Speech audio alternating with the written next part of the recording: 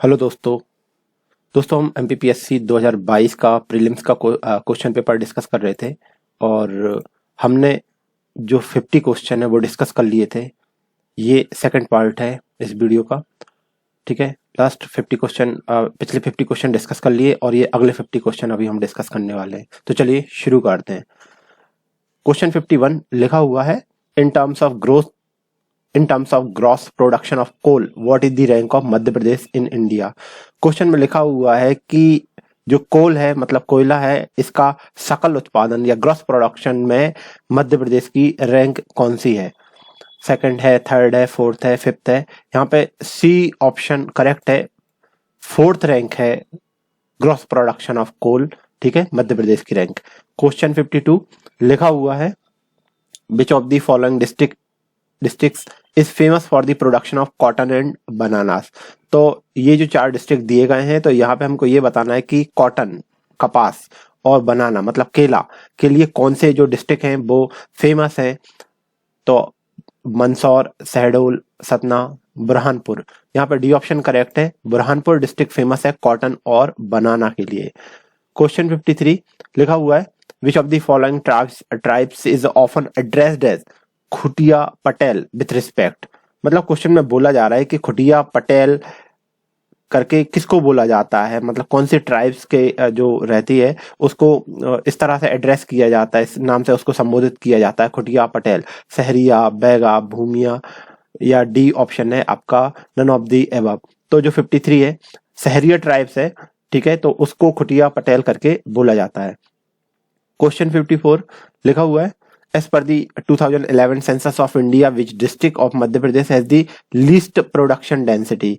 मतलब क्वेश्चन में बोला जा रहा है कि जो जनगणना हुई थी 2011 की, इसके अकॉर्डिंग मध्य प्रदेश में जो जनसंख्या घनत्व है मतलब जो पॉपुलेशन डेंसिटी है वो लीस्ट है, मतलब सबसे कहाँ पे पॉपुलेशन डेंसिटी जनसंख्या घनत्व सबसे कम है। 4 ऑप्शन दिए गए हैं यहाँ पे। सबसे पहला ऑप्शन है Dindori, Alirajpur, Niwari and Mandla. Correct option A है यहाँ पे, डिंडोरी डिस्ट्रिक्ट में पॉपुलेशन डेंसिटी सबसे ज्यादा लीस्ट है। नेक्स्ट क्वेश्चन है 55 लिखा हुआ है, what amount will be given to eligible woman under Ladli Behna Yojana of Madhya Pradesh government. देखिए मध्य प्रदेश गवर्नमेंट ने एक अभी रिसेंटली एक स्कीम लॉन्च करी है जिसका नाम है लाडली बहन योजना, और यहाँ पे जो विमेन्स हैं और जो कि एलिजिबल हैं तो उनको कितना अमाउंट पर मंथ दिया जाने वाला है हमको ये बताना है। 1000, 2000, 500 या 2500। तो करेक्ट ऑप्शन यहाँ पे ए है, 1000 रुपए पर मंथ इस योजना के अकॉर्डिंग दिए जाने वाले हैं। क्वेश्चन 56 लिखा हुआ है, how many times has the president rule been imposed in Madhya Pradesh. मतलब क्वेश्चन में बोला जा रहा है कि मध्य प्रदेश में कितनी बार आपका राष्ट्रपति शासन या प्रेसिडेंट रूल को इम्पोज किया जा सकता है। 1, 2, 3, 4। करेक्ट ऑप्शन सी है यहाँ पे 56 का। 3 बार ये प्रेसिडेंट रूल को इम्पोज किया जा चुका है। क्वेश्चन 57 लिखा हुआ है, what is the maximum population required for the declaration of gram panchayat in Madhya Pradesh. मतलब मध्य प्रदेश में ग्राम पंचायत डिक्लेयर करने के लिए मिनिमम पॉपुलेशन कितनी होती है। 500, 1000, 2000 या 5000। 57 करेक्ट ऑप्शन बी है, 1000 जनसंख्या मिनिमम जरूरी होती है। ठीक है, ग्राम पंचायत डिक्लेयर करने के लिए। क्वेश्चन 58 लिखा हुआ है, who among the following shall preside the meeting of council of minister in Madhya Pradesh in the absence of the chief minister. Question में बोला जा रहा है कि यदि कोई मीटिंग हो रही है काउंसिल ऑफ मिनिस्टर की, ठीक है, और उसमें चीफ मिनिस्टर एब्सेंट है, तो वो जो मीटिंग हो रही है उसको प्रिसाइड कौन करेगा, मतलब उसका जो हेड होगा वो कौन बनेगा, आपको ये बताना है। ऑप्शन दिए हुए हैं यहाँ पे, minister of home department, minister nominated by chief minister, finance minister, minister finance department या मिनिस्टर पार्लियामेंट्री अफेयर। ठीक है, तो ये गृह विभाग का मिनिस्टर करेगा या ऐसा पर्सन जिसको चीफ मिनिस्टर ने नॉमिनेट किया हुआ है, या वित्त विभाग का मंत्री करेगा, या आपका जो पार्लियामेंट्री अफेयर डिपार्टमेंट का जो मिनिस्टर है वो करेगा। तो करेक्ट ऑप्शन इसका बी है, मतलब ऐसा पर्सन जिसको सीएम नॉमिनेट कर जाएंगे तो वही पर्सन उसको प्रिसाइड करेगा इस तरह की काउंसिल ऑफ मिनिस्टर्स की जो मीटिंग रहेगी। Question 59, who was the first lady governor of Madhya Pradesh. तो ये बताना है कि मध्य प्रदेश की जो पहली महिला राज्यपाल थी वो कौन थी। तो यहाँ पे ए ऑप्शन करेक्ट है, सरला ग्रेवाल, वो लेडी थी जो कि फर्स्ट फीमेल गवर्नर रही थी। क्वेश्चन 60 लिखा हुआ है, who was the first chief minister of Madhya Pradesh. अब ये तो बहुत ही ज्यादा सिंपल सा क्वेश्चन है। रविशंकर शुक्ला पहले ऐसे पर्सन थे जो कि first chief minister of Madhya प्रदेश रहे थे। क्वेश्चन 61 लिखा हुआ है यहाँ पे कि who was the first speaker of the Lok Sabha of India. तो क्वेश्चन में बताना है कि लोकसभा की, भारतीय लोकसभा की जो प्रथम अध्यक्ष थी वो कौन थी या कौन था। तो 4 ऑप्शन दिए गए हैं, श्री गणेश वासुदेव मालवंकर, श्री हुकुम सिंह, श्री नीलम संजीव रेड्डी एंड श्री बलीराम भगत। तो यहाँ पे ए ऑप्शन करेक्ट है दोस्तों, जीबी मालवंकर या गणेश वासुदेव मालवंकर यहाँ पे आपका करेक्ट ऑप्शन है। चलिए क्वेश्चन 62 लिखा है, which city was the host of the second edition of the Africa India field training exercise Afindex 2023। ठीक है, तो अफ्रीका और इंडिया की एक फील्ड ट्रेनिंग एक्सरसाइज हुई थी, उसका सेकंड एडिशन हुआ था। ठीक है, तो अब क्वेश्चन में बोला जा रहा है कि ये कहाँ पे कंडक्ट की गई थी। यहाँ पे 4 ऑप्शन दिए हुए गए हैं, Kinshasa, Bhopal, Pune, Johannesburg. Correct option आपका सी है, पुणे में इस तरह की एक्सरसाइज का सेकंड एडिशन होस्ट किया गया था। क्वेश्चन 63 लिखा हुआ है, where did the Indian army establish a quantum laboratory in Madhya Pradesh in 2021। 2021 में मध्य प्रदेश में इंडियन आर्मी ने एक क्वांटम लैब एस्टेब्लिश की है। तो क्वेश्चन में पूछा जा रहा है कि ये कहाँ पे की गई है। तो जो करेक्ट ऑप्शन है वो महू है, 63 का ए ऑप्शन करेक्ट है। क्वेश्चन 64 लिखा हुआ है, where was the global investor summit 2023 held in Madhya Pradesh. मतलब मध्य प्रदेश में वैश्विक निवेशक शिखर सम्मेलन, मतलब ग्लोबल इन्वेस्टर समिट हुआ था मध्य प्रदेश में 2023 में। तो क्वेश्चन में बोला जा रहा है कि ये कहाँ पे हुआ है। तो ये जनरली इंदौर में होता है और करेक्ट ऑप्शन आपका यहाँ पे डी है, इंदौर में ये हेल्ड किया गया था। क्वेश्चन 65 लिखा हुआ है, in which of the following city the headquarter of food and agriculture organisation situated. ठीक है, in which of the following city the headquarter, FAO food and agriculture organisation जो है, तो इसका जो HQ है वो कहाँ पे है। 4 ऑप्शन दिए गए हैं यहाँ पे आपका। सबसे पहला ऑप्शन है Jakarta, the Hague, Geneva and Rome. Correct option आपका यहाँ पे डी है, रोम करेक्ट आंसर है यहाँ पे। चलिए नेक्स्ट क्वेश्चन देख लेते हैं हम यहाँ पे। आपको लग रहा होगा मैं ये बार बार कलर चेंज क्यों कर रहा हूँ, तो मैं आपको बता दूं मैं बोर हो जाता हूँ बहुत जल्दी एक ही टाइप की चीजों से। चलिए तो क्वेश्चन 66 है, लिखा हुआ है, which of the following ministry associated with सौभाग्य स्कीम स्टार्टेड इन 2017। तो बोला जा रहा है कि सौभाग्य स्कीम किस मिनिस्ट्री से रिलेटेड है। तो ये सौभाग्य स्कीम जब हम इसको पढ़ते हैं तो ये इसका एक टैगलाइन थी, सहज बिजली हर घर योजना, उसी को सौभाग्य स्कीम बोला जा रहा है। और सहज बिजली मतलब मिनिस्ट्री ऑफ पावर से ये स्कीम बिलोंग करती है। क्वेश्चन 67 लिखा हुआ है, एट प्रेजेंट अप्रैल 2023 हुई the chief of the army staff of India. ठीक है, तो वर्तमान में भारतीय थल सेना अध्यक्ष कौन है, हमको ये बताना है। ये आपको पता होना चाहिए, मनोज पांडे अभी वर्तमान में थल सेना अध्यक्ष हैं, आर्मी चीफ हैं। ठीक है, ओके। नेक्स्ट क्वेश्चन है, which of the following combination are correctly matched. अब इधर पे एक तरफ स्पोर्ट का नेम दिया गया है और उससे रिलेटेड कप या ट्रॉफी का नाम दिया गया है, और फिर उनमें भी हमको ये बताना है कि कौन सा कॉम्बिनेशन करेक्टली मैच्ड है या नहीं है। चलिए, तो सबसे पहला ऑप्शन है, ए ऑप्शन है रंगास्वामी कप पोलो। सेकंड लिखा हुआ है Sheesh Mahal trophy cricket, Yadavindra cup या हॉकी, ये हॉकी से बिलोंग करता है, या रोबर्ट्स कप फुटबॉल। तो इस तरह से ये 4 ऑप्शन दिए गए हैं और हमको बताना है क्या सही है। रंगास्वामी कप दोस्तों ये हॉकी से बिलोंग करता है, पोलो से नहीं करता, तो ये तो गलत लिखा हुआ है। शीश महल ट्रॉफी क्रिकेट ये सही लिखा हुआ है। यदवेंद्र कप हॉकी ये भी सही है। रोबर्ट्स कप फुटबॉल ये भी सही है। तो इस तरह से पहला ऑप्शन गलत है और पहला ऑप्शन जहां जहां है वो सारे गलत हैं, तो ये सही है कुल मिला के। आपका 68 का बी ऑप्शन करेक्ट है, 2, 3 एंड 4। क्वेश्चन 9। चलिए देख लेते हैं। लिखा हुआ है who was given the life time Dronacharya award for hockey for the year 2020। 2020 में द्रोणाचार्य अवार्ड का जो लाइफ टाइम अवार्ड था हॉकी की फील्ड में वो किस पर्सन को दिया गया था? सरपाल सिंह, जुडी फ्लैक सेबेस्टियन, रोमेश पठानिया। ये करेक्ट ऑप्शन है दोस्तों, यहाँ पे सी ऑप्शन करेक्ट है।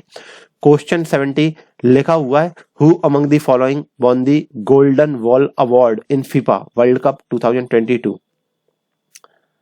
लिखा हुआ है कि गोल्डन बॉल, ठीक है, तो गोल्डन बॉल पुरस्कार 2022 का फीफा वर्ल्ड कप के लिए किस पर्सन को दिया गया था?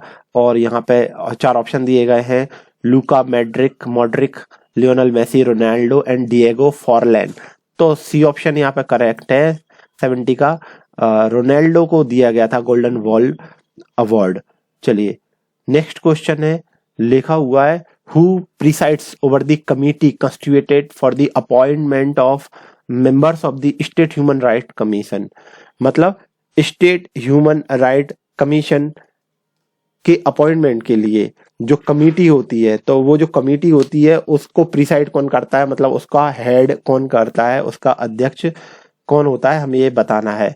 यहाँ पे 4 ऑप्शन दिए गए हैं, the governor, chief minister, chief justice and advocate general. तो इस तरह की जो मीटिंग होती है आपका, उसका चीफ मिनिस्टर हेड होता है, ये बात ध्यान रखिएगा। चलिए क्वेश्चन 72 लिखा हुआ है कि how many non official member can be there under the Madhya Pradesh state backward class commission amendment act 2021।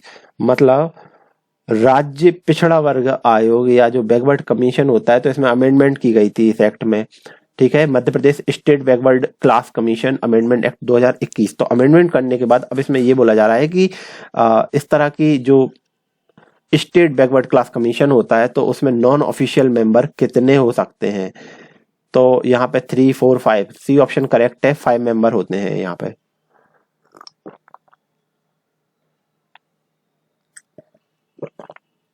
दोस्तों क्वेश्चन 73 डिस्कस कर रहे थे, इसको फिर से देख लेते हैं हम लोग। लिखा हुआ है analyse the statement with reference to national human rights commission. National human rights commission के रिस्पॉन्स में 2 स्टेटमेंट दी गई हैं और हमें ये बताना है कि इनमें से कौन सा स्टेटमेंट सही है या गलत है। सबसे पहला स्टेटमेंट लिखा हुआ है यहाँ पे कि human right commission encourages organisation working in the field of human right. मतलब जो ह्यूमन राइट कमीशन रहता है ऐसे ऑर्गेनाइजेशन को इनकरेज करता है जो कि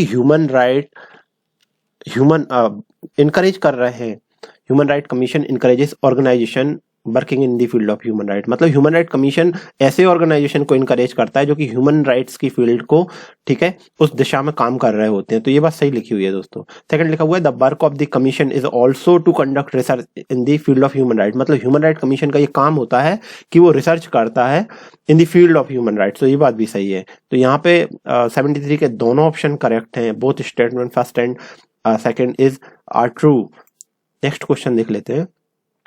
लिखा हुआ है establishment of central vigilance commissioner to advise and guide the central agencies in the field of vigilance is based on the recommendation of committee headed by whom.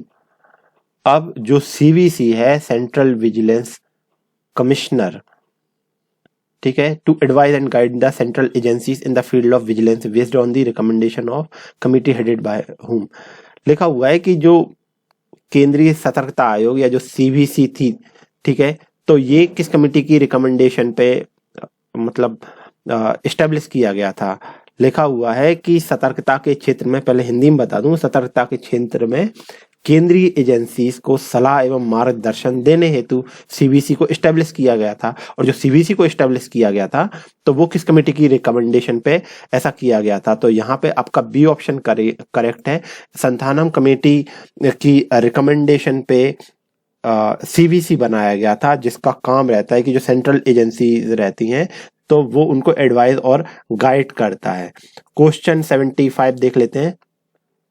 लिखा हुआ है under which article of the constitution of India has the national commission for schedule caste been constituted. मतलब लिखा हुआ है कि जो national commission for schedule caste मतलब अनुसूचित जाति आयोग जो है, इसका गठन किया गया था। तो लिखा हुआ है कि किस आर्टिकल के तहत ऐसा किया गया था? तो आर्टिकल आपका 338 था, जिसके बेस पे national commission for schedule cast constitute किया गया था। क्वेश्चन 76 लिखा हुआ है, who among the following can not be the state chief information commissioner और स्टेट इंफॉर्मेशन कमिश्नर। लिखा हुआ है कि ये जो 4 पर्सन जिनके बारे में हम बात करने वाले हैं, तो इन 4 पर्सन में से कौन एक ऐसा है जो कि स्टेट इंफॉर्मेशन कमिश्नर नहीं बन सकता या स्टेट चीफ इंफॉर्मेशन कमिश्नर नहीं बन सकता? Person from field of journalism बन सकता है, पर्सन फ्रॉम लीगल फील्ड ये भी बन सकता है, person in the field of science tech ये भी बन सकता है, member of legislature of state territory मतलब कोई विधानमंडल का सदस्य है तो भैया ये नहीं बन सकता। तो डी ऑप्शन यहाँ पे दोस्तों करेक्ट हो जाएगा। क्वेश्चन 77 लिखा हुआ है, in which article of the constitution is there the provision of public service commission for the union and state. बताया जा रहा है कि किस आर्टिकल के तहत यूनियन और जो स्टेट पब्लिक सर्विस कमीशन होते हैं तो इनको कॉन्स्टिट्यूशन किया जाता है, ठीक है, या इनका गठन किया जाता है, हमें ये बताना है। 77 4 आर्टिकल दिए गए हैं, आर्टिकल 340, 315, 328 या आर्टिकल 238। यहाँ पे आर्टिकल 315 एक ऐसा आर्टिकल है जिसके तहत इंडियन कॉन्स्टिट्यूशन में ये बात बोली गई है कि यूनियन या स्टेट के लिए आपके स्टेट सर्विस कमीशन या पब्लिक सर्विस कमीशन को एस्टेब्लिश किया जाता है। तो आर्टिकल 315 ये करेक्ट ऑप्शन है। क्वेश्चन 78 लिखा हुआ है, who appoint the vice chairman of NITI Aayog. अब लिखा हुआ है कि जो नीति आयोग है इसका जो वाइस चेयरमैन होता है तो उसको तो कौन अपॉइंट करता है? तो पप्पा करते हैं। बोले तो प्राइम मिनिस्टर ऑफ इंडिया के पास ये पावर होती है कि नीति आयोग एक बहुत ज्यादा जरूरी बॉडी होती है और इसका जो वाइस चेयरमैन है वो प्राइम मिनिस्टर की रिकमेंडेशन पे या वही अपॉइंट करता है वाइस चेयरमैन को। 78 का बी ऑप्शन करेक्ट है। लिखा हुआ है 79 में, where are the salary and services condition of the CAG controller and auditor general of India specified. तो लिखा हुआ है कि ऐसी कौन सी अनुसूची है या ऐसा कौन सा शेड्यूल है इंडियन कॉन्स्टिट्यूशन का जिसमें सैलरी और सर्विस कंडीशन की बात की गई है CAG के लिए, नियंत्रक एवं महालेखा परीक्षक के लिए। 4 ऑप्शन दिए गए हैं यहाँ पे, first schedule, second, third and fourth. तो बी ऑप्शन करेक्ट है। सेकंड शेड्यूल में CAG की सैलरी और सर्विस की बात की गई है। चलिए नेक्स्ट क्वेश्चन देख लेते हैं। क्वेश्चन 80 लिखा हुआ है, When did the Madhya Pradesh state election commission come into existence. मतलब बोला गया है कि मध्य प्रदेश का जो निर्वाचन आयोग है तो इसका गठन कब किया गया था। ठीक है, यहाँ पे 4 ऑप्शन दिए गए हैं लेकिन ये आपको क्लियर होना चाहिए। 1 फरवरी 1994 को मध्य प्रदेश का स्टेट इलेक्शन कमीशन जो था वो उसका गठन किया गया था। नेक्स्ट क्वेश्चन लिखा हुआ है, Vijayanagar empire was established in which year. तो यहाँ पे हमको ये बताना है कि जो विजयनगर साम्राज्य था तो ये किस समय एस्टेब्लिश किया गया था। 4 ऑप्शन दिए गए हैं, 1336 AD, 1236 AD, 1436 AD and 1316 AD। Correct option A है यहाँ पे, 1336 AD को विजयनगर जो एम्पायर था उसको एस्टेब्लिश किया गया था। नेक्स्ट क्वेश्चन लिखा हुआ है 82, पोथी पढ़ पढ़ जग मुआ पंडित भयाना कोय, ढाई आखर प्रेम का पढ़े सो पंडित होए। अब ये तो बहुत फेमस लाइन है और ये कबीरदास जी ने बोली थी। तो यहाँ पे 4 ऑप्शन दिए गए हैं और सबसे पहला ही ऑप्शन है यहाँ पे कबीरदास। तो कबीरदास ने इस तरह की ये जो लाइनिंग थी ये बोली हुई थी। ठीक है, तो 82 का ए ऑप्शन करेक्ट है। क्वेश्चन 83 लिखा हुआ है, during the Champaran satyagraha the cultivation of indigo was known as. मतलब जो चंपारण सत्याग्रह हुआ था और इस समय जो नील की खेती थी तो उसको किस नाम से जाना जाता था? 3 Kathia system, ryotwari system, slash and burn agriculture and Nilkari. तो उसको 3 कठिया सिस्टम बोला जाता था। चंपारण सत्याग्रह में जो ब्रिटिश गवर्नमेंट थी वो जो फार्मर्स थे उनको फोर्स करती थी कि आपको एक लैंड के सर्टेन जो प्रपोर्शन है वहां पे आपको ये नील की खेती करनी रहेगी, तो ये 3 कटिया सिस्टम बोला जाता था उसको। ठीक है, तो 83 का ए ऑप्शन करेक्ट है। 84 क्वेश्चन देख लेते हैं। लिखा हुआ है परमहंस मंडली was established in which state. तो ये परमहंस मंडली किस स्टेट से बिलोंग करती थी, कुल मिला के ये बात पूछी गई है। 4 ऑप्शन दिए गए हैं यहाँ पे, Orissa, Bengal, Maharashtra and Bihar. Correct option आपका सी है, महाराष्ट्र से परमहंस मंडली बिलोंग करती थी। नेक्स्ट क्वेश्चन है, लिखा हुआ है quit India movement was started in. Bharat छोड़ो आंदोलन या क्विट इंडिया मूवमेंट कब स्टार्ट किया गया था, ये बताना है। इसका बी ऑप्शन करेक्ट है, 9 अगस्त 1942 को क्विट इंडिया मूवमेंट को स्टार्ट किया गया था। लिखा हुआ है next question, 86 who is the author of the book तहकीक हिंद। अब लिखा हुआ है कि जो तहकीक हिंद बुक थी, तो ये किस पर्सन ने लिखी हुई थी। यहाँ पे 4 ऑप्शन दिए गए हैं, जियाउद्दीन बरनी, अमीर Khusro, Al-Biruni and D option है अब्दुल रज्जाक। सी अलबरूनी की ये बुक है आपका, जिसका नाम है आपका तहकीक हिंद। ये बात ध्यान रखिएगा। नेक्स्ट क्वेश्चन देख लेते हैं यहाँ पे हम, who was the chief leader of Santhal revolt. ठीक है, तो जो संथाल रिवोल्ट हुआ था, इसका जो चीफ लीडर था या जो प्रमुख नेता था वो कौन था, हमें ये बताना है। सिद्धो, बिरसा मुंडा, भीमा नायक, स्वामी गोविंद गिरी, सिद्धू कानू करके लीडर्स थे जिनके नाम थे। ठीक है, तो संथाल रिवोल्ट जो हुआ था, ए ऑप्शन करेक्ट है। 88 लिखा हुआ है प्रार्थना समाज वॉज एस्टेब्लिश्ड इन। अब यहाँ पे फिर से हमको प्रार्थना समाज के बारे में बताना है कि जो प्रार्थना समाज था ये किस स्टेट से बिलोंग करती थी, बंगाल, गुजरात, बिहार, महाराष्ट्र। करेक्ट ऑप्शन यहाँ पे आपका डी ऑप्शन है, महाराष्ट्र से प्रार्थना समाज बिलोंग करता था। क्वेश्चन 89 लिखा हुआ है Buddhist caves are not situated in which of the following place. ठीक है, तो बुद्धिस्ट केव कहाँ पे नहीं है, हमको ये बताना है। अजंता में है, बाग में है, सांची में बुद्धिस्ट एरिया है, बलसार। ठीक है, बलसार। तो ये ऑप्शन यहाँ पे मतलब दिया हुआ है, यहाँ पे आपको बुद्धिस्ट केव देखने को नहीं मिलती है 89 में। ठीक है, क्वेश्चन 90 लिखा हुआ है how many Alvars and Nayanars are there according to tradition. ठीक है, तो ये बताना है कि जो अलवार और नैनार होते थे तो इनके टोटल नंबर क्या थे। ठीक है, 4 ऑप्शन दिए गए हैं, 12, 63, 12 एंड 53, 23 एंड 63, 23 एंड 53। 90 का ए ऑप्शन करेक्ट है आपका, 12 और 63 ये करेक्ट ऑप्शन है। लिखा हुआ है the type of joint pivot between Atlas and axis. लिखा हुआ है एटलस और एक्सिस जो जॉइंट होता है तो वो किस तरह का जॉइंट होता है। ठीक है, सैडल जॉइंट होता है, फाइब्रस जॉइंट होता है, कार्टिलेजिनस जॉइंट होता है या साइनोवियल जॉइंट होता है। डी ऑप्शन करेक्ट है। ठीक है, तो ये जो एक्सिस और एटलस जो आपके वर्टिब्रास रहते हैं तो इनके बीच में ये जो जॉइंट है ये साइनोवियल जॉइंट देखने को मिलेगा। लिखा हुआ है question 92 genetically modified BT brinjal is developed for. ठीक है, तो ये बीटी बैगन एक जेनेटिकली मॉडिफाइड डेवलप किया गया था बीटी ब्रिंजॉल की एक स्पीसीज। तो अब ये बोला जा रहा है कि ये डेवलप करी गई थी किस चीज से बचाने के लिए, ड्रॉट रेजिस्टेंस सूखे से बच जाए, इंसेक्ट रेजिस्टेंस कीट पतंग ना लगे, बैक्टीरियल रेजिस्टेंस उसमें बैक्टीरिया का इन्फेक्शन ना हो, या फंगल रेजिस्टेंस या फफूंद से उसका रेजिस्टेंस होना चाहिए। तो इंसेक्ट से बचाने के लिए ये स्पीसीज डेवलप करी गई थी, ध्यान रखिएगा। लिखा हुआ है which of the following vitamin helps in blood clotting in humans. तो यहाँ पे 4 विटामिन के नेम दिए गए हैं और हमको ये बताना है कि ब्लड क्लॉटिंग में कौन सा विटामिन हेल्प करता है।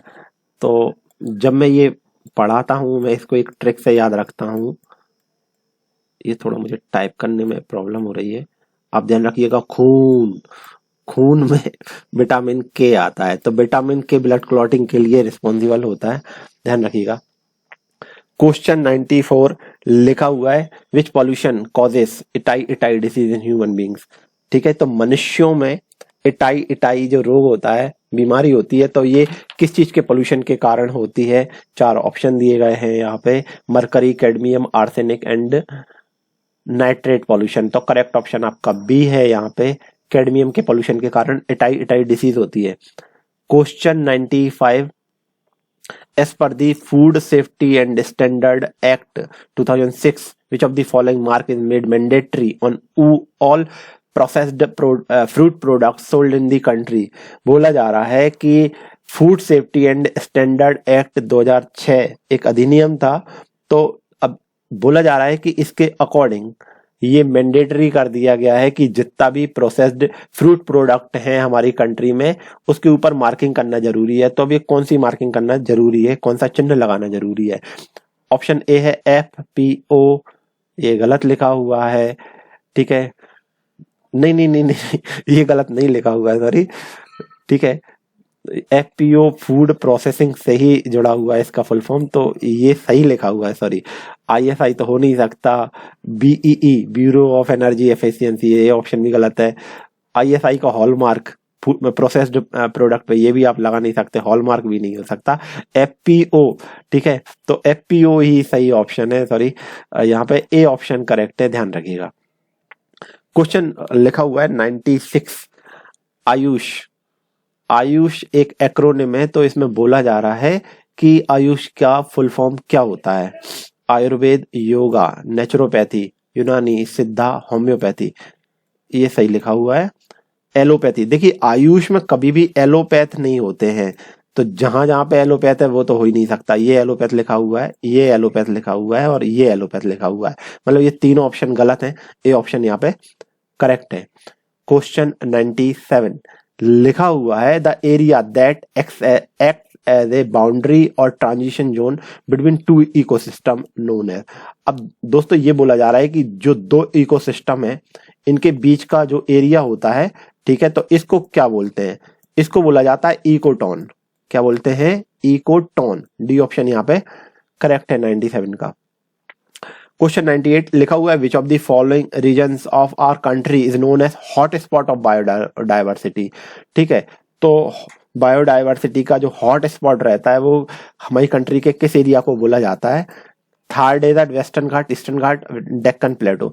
दोस्तों हमारी कंट्री में जो वेस्टर्न घाट एरिया है जो कि आपके गुजरात से शुरू होता है और केरला तक जाता है, ये हॉट स्पॉट कहा जाता है बायोडाइवर्सिटी के लिए। बी ऑप्शन यहाँ पे करेक्ट है।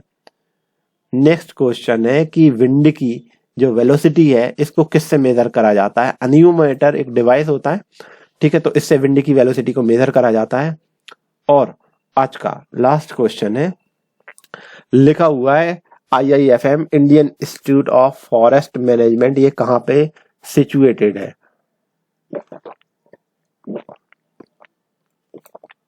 दोस्तों ये तो पता होगा आपको, IIFM Indian institute of forest management Bhopal में सिचुएटेड है। तो हमने ये 50 क्वेश्चन डिस्कस करे, ठीक है, और फिलहाल के लिए बस इतना ही। Thank you very much. Study करते रहिए। Thank you.